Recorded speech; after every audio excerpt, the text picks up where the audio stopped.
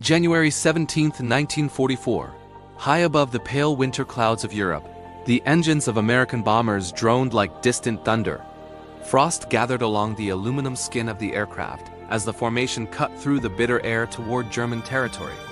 Inside the cramped fuselages, young American airmen waited in silence, wrapped in thick flight jackets, their breath turning to vapor.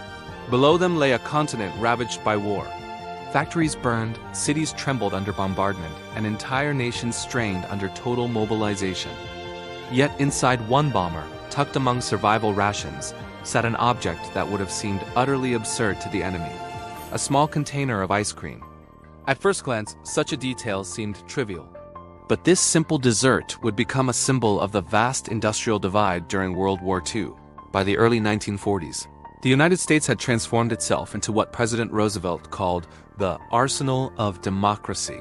Once producing automobiles, now manufactured bombers and tanks in numbers that astonished the world. Shipyards launched Liberty ships faster than submarines could sink them. American industry operated at a scale never before seen. But alongside this overwhelming military production came something equally unusual: comfort. In 1943, the military classified ice cream as essential. Naval engineers designed floating ice cream barges capable of producing thousands of gallons per day for troops across the Pacific. The reasoning was simple. American military planners believed morale was not a luxury. It was a weapon. For many soldiers of Nazi Germany, this philosophy would have been unimaginable. Their culture emphasized endurance, sacrifice, and strict discipline. German soldiers were expected to survive on limited rations. Food shortages plagued them as Allied campaigns crippled their industry. American soldiers, however, grew up in a country of vast farms and mass production. For them, abundance was normal. In 1944, U.S. naval engineers introduced floating ice cream factories. These converted barges produced 10 gallons every few minutes.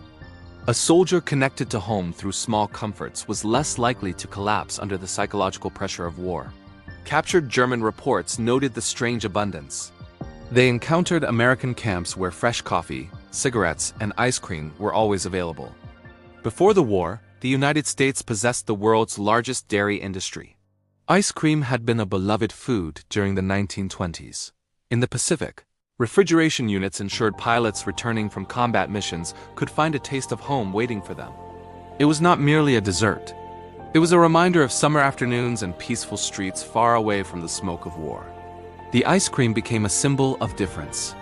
Not power alone, but abundance. Not discipline alone, but comfort. By 1945, the scale of production stunned the world. The U.S. built 300,000 aircraft and fed allied nations across the globe. A society built on abundance could project not only military power, but also the everyday comforts of civilian life. In the middle of history's most destructive conflict, young pilots over frozen battlefields could still taste something cold and sweet. That freedom, at its strongest, does not only build weapons. Sometimes it builds abundance so great that even in war, it can afford ice cream.